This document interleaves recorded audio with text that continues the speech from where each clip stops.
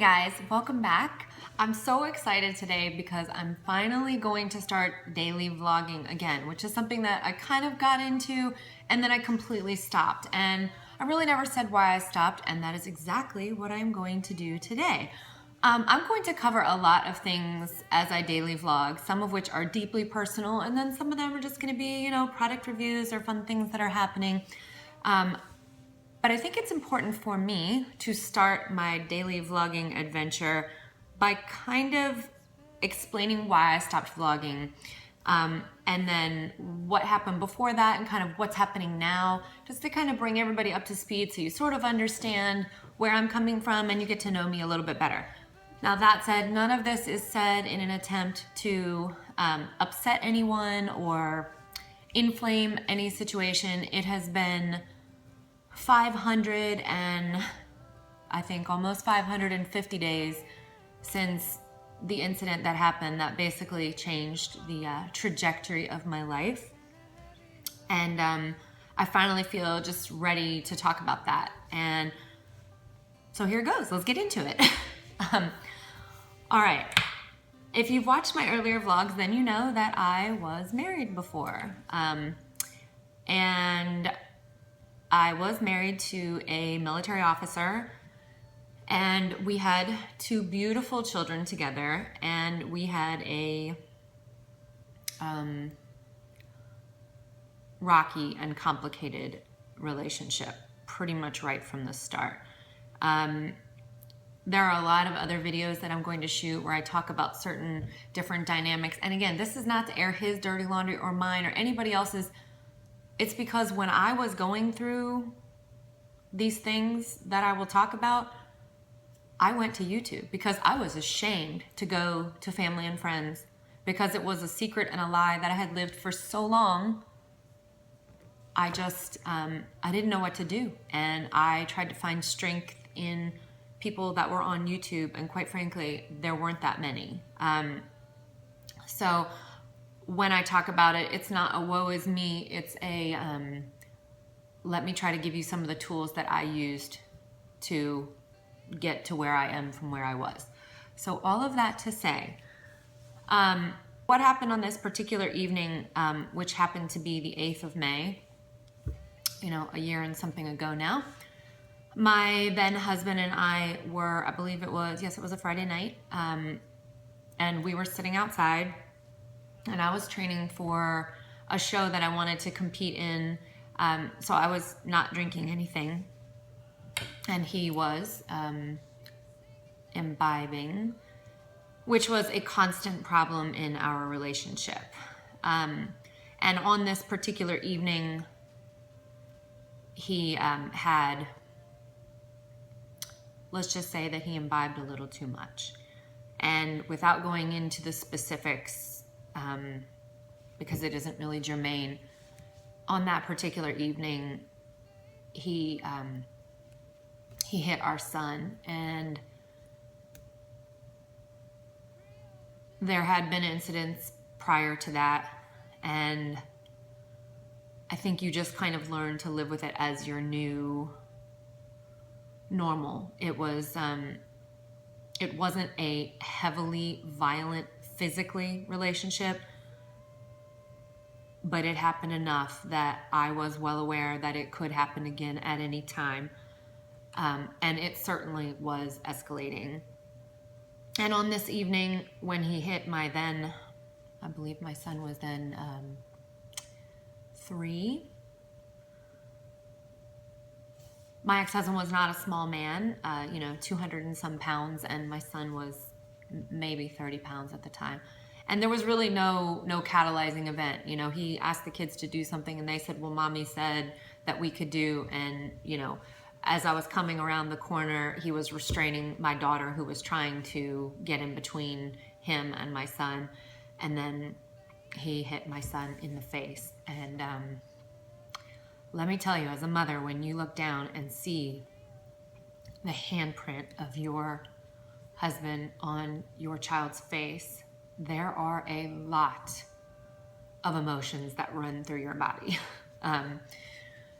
That mama bear instinct where you just you want to extinguish the threat. That's immediately what you think of. But I was so afraid of him that all I could do was console my son. And as the night went on, there were terrible things said by my ex-husband in front of my children because he knew. I said right then and there, we're over, it's done. But I didn't say much because he was very intoxicated and I wanted to see the next day. I was really afraid that he would sober up enough to understand that he had crossed the line too far and that it was a bridge that he could not unburn. And this is a man who values his military career above pretty much all else. And I was afraid that he would retaliate against us so that they would not be able to say anything and I would not be able to say anything. And again, I think someday down the road, if it is relevant to talk about the details of that evening, but it should suffice to say that it was one of the most terrifying nights of my life. I don't really think I even slept that night, not much. And certainly only after he had passed out. And the next day, he left, and I kept a calendar for myself and mostly just for myself at the time because I just couldn't believe what had just happened. Anyways, I kind of just went numb for a few days. I didn't really know what to do. He left and then, I think there were some exchanges and I made it very clear that, no, we're done. You're not welcome here anymore. I told you the last time that there was a physical incident that was going to be, if it happened again, famous last words, but I was actually serious this time. This happened on a Friday. It was a few days later, maybe a Wednesday. I went into school to pick the kids up. They went to school on the military base. And I was greeted by the school administrator who advised me that my children, both of them at separate schools because of their age difference, had both told their teachers what had happened. You want to talk about feeling shame. That word does not even begin to describe what I felt in that moment. Shame that it had happened and shame that I had not been the one to report it, that my children who had been living in this very volatile situation. And if you understand anything about domestic violence, then you know that children will usually do everything in their power to protect their parents. So it should tell you a whole lot to understand that these children went in of their own volition and said, this is what my father did. Daycare workers and school administrators are compelled by law to report these kinds of things to Department of Children and Family Services. So the woman at the school explained, this is the situation, and she said, what are you going to do? I need you to protect these children, basically, is what she was saying. And I did not realize that they had already involved. I mean, she did say that they had reported it to the state, but I didn't understand how quickly these things can move. And when I arrived home that afternoon, there was a DCFS agent standing on my doorstep. Yeah, so here I am kind of reeling from what has happened, and then there's this DCFS agent on your doorstep, and then it's just all very real, right? What can you do from there? She comes in, she asks, can she take a statement from myself, from the children? She does. And then she tells me that I have to get a protective order against my husband. And that is about the last thing that I wanted to do for a lot of reasons. I was still very much in love with him. I was in complete shock about what had happened. I was just kind of numb, I guess. And I asked, why do I have to get a restraining order? And she said, because at this time, your husband, I have to call him that right now because at the time that this was happening, he was my husband. She said, because your husband has, still has the right to go in and take these children from school. And you know that they are being subjected to physical violence. And if you do not protect them, the state will. And I said, what does that mean? And she said, if you don't get a protective order against your husband, then we have the right to remove your children from you. What? So then you have to decide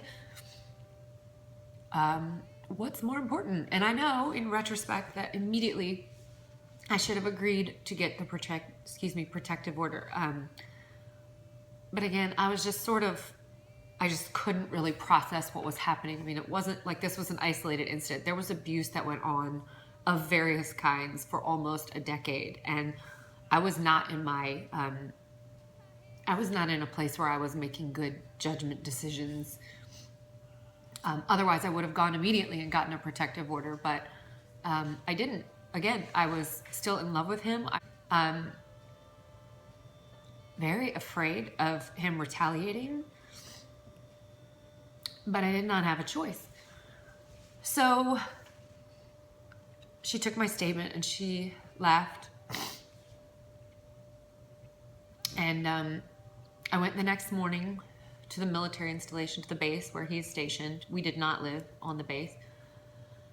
And I remember parking my car in the Fleet and Family Services parking lot. And I must have walked back and forth to my car 5 times, to the point that someone in the building actually came out and said, "Are you okay?" And I kind of passed them off, and I went and I sat in this area inside, and I knew that I was getting ready to do something that could effectively destroy my husband's career and cause him to act out in a way which could result in my children and I being harmed. But I was like, that is the definition of being between a rock and a hard place, because I didn't really have a choice. As a mother, your first job is to protect your children. And my responsibilities as wife had to take a back seat to that. I had bailed him out of so many situations. And this time he had gone too far. I did walk into that office and I made a report because I asked for a military protective order because I was trying to have it handled on the base so that I would not destroy his career. And I'll do a vlog maybe tomorrow about the difference between a military protective order and a civilian protective order. But for the purposes of today, the reason why I did not go direct and try to get a protective order from the county or parish where we live is I didn't want to ruin his career. It can be handled on the base. Usually there's an investigation. I thought there'll be a cooling off period. I mean, at this time, I don't even know what I thought. I didn't even know if we would get divorced, or I was just kind of like, what the hell just happened to my life? I filed that report, and they asked, was there abuse against the children? Was there abuse against me? And, I told as much as I thought needed to be said, and then I asked them to, you cannot ask to have the portion about child abuse restricted, but you can ask to have the portion about abuse of your spouse, so against me personally. I did ask for that to be restricted, and had I not done that, he likely would not be in the military anymore. I wasn't going there to grind an axe about what he had done to me. I was simply doing what I was told by DCFS, and I was protecting my children. So I gave them as little ammunition to go after them as possible, but as much as I needed to secure what I was being asked to get. So put yourself in my situation. You know, his parents, you know, they went off the deep end and they said these, you know, terrible things, even though they knew for years that there was just a lot of bad stuff going on. And they knew that. It was not, you know, my husband and I had separated previously, and then, you know, whatever. But this was not their first time to the rodeo. They knew all this stuff that was happening. And then they turned on me. And, you know, how could you do this? I didn't do anything. Your son violently, hit a child, his child. And I did what any mother would do. I protected my children. And I can't even say that in good faith, because the truth of the matter is, if the children had not said something, which was their call for help, their cry for help, I don't know, honestly, that I would have ever had the strength to stand up to him. I have trouble with it now. But when you're forced to protect your children, you do. And so that is what happened. That is why I am divorced. That is why I no longer live in New Orleans. And so we have a very complicated, structured way in which he's now able to see the children, and that he and I communicate in a very moderated way through a court program. And again, I'll shoot little vlogs about all that as we go.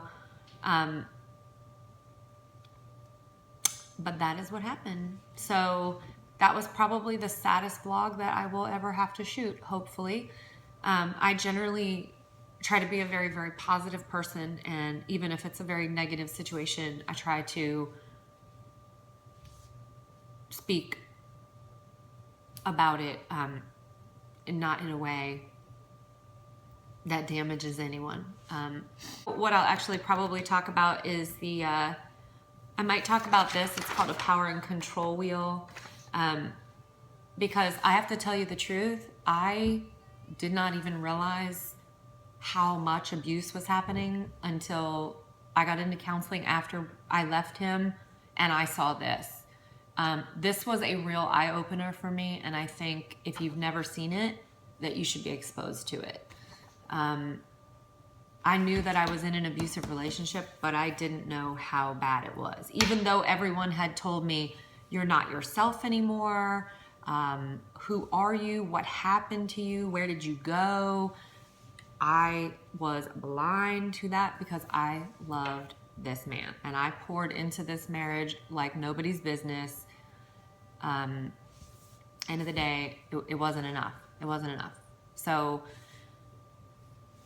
that's what happened. I'm sorry if that was an upsetting story for anybody, but that is what happened. And I do get emails and, you know, messages on Instagram and on YouTube where people are saying, you know, what happened? Obviously something happened. Like, they can read my blog and they know that I was married and on Instagram, and then all of a sudden I just was not. And I really never said anything about it. And that's why I always wanted to wait until, number one, I didn't say anything initially because that first year after is a very tense time. And not to put too fine a point on it, I didn't want to do anything that was going to drive him over the edge. Does filming this video change the fear level that I feel about him? No, it does not. I will live all the days of the rest of my life looking over my shoulder about that man. But it's part of my healing process to be able to say, this is what happened, and just leave it and go forward. It's taken me 18 months or better, the better part of 2 years to get to this place. And this is, that is what it is. That's what happened. I'm not gonna sugarcoat it and pretend it didn't happen because it's embarrassing. It is what it is. It's life. It's not always, clean and pretty and Pinterest-like. Sometimes it's dirty and ugly and Jerry Springer-like. And that particular chapter of my life leaned way towards Jerry Springer. Again, all of the rest of my vlogs will be much more upbeat, even if I'm giving, again, like the whole, difference between a military protective order and a civilian protective order. I mean, that's a touchy subject if you're the one who's going to get it, but there's a way to give that kind of information without being upsetting. So I hope you guys, I don't know if it's fair to say I hope you enjoyed it, because you probably didn't enjoy it because it's such a story. But I hope that it gave you a little insight into who I am and where I'm coming from, and kind of, how I arrived here. And then, I can kind of go forward. I'm just ready to put that down and state it for the world, and just go forward in my life. I'm finally there after all this time. So that's it. I hope you guys have a wonderful day. If you know, or if you personally are involved in what you suspect to be an abusive relationship, and I don't care if that person has never put their hands on you, abuse comes in all forms. I know we're programmed to believe things like, if I don't see a black eye, it's not abuse, but this is not so. So if you are in the middle of something like this, or you know someone who is in the middle of something like this, especially if they are a military spouse, girlfriend, husband, whatever, please subscribe and share and like these videos and comment below and let me know what kind of information you want to know, because it's very hush-hush when people divorce military people. For some reason, they keep their mouth shut. They don't say anything. I could find almost nothing about it. And I was guilty of the same thing, but I'm done with that. I am just done with that. I'm done with being silent about what happened, about how the military did not conduct themselves in even remotely an ethical way. I come from a military family, so my family was appalled at how this was handled on the military base, not in our parish. That's it. So stay with me through this journey, and then, we'll get past that, and then we'll just do life together on my vlog. Just you, me, and my 2 babies. I love you guys. Bye. And if I were a sweet sparrow headed south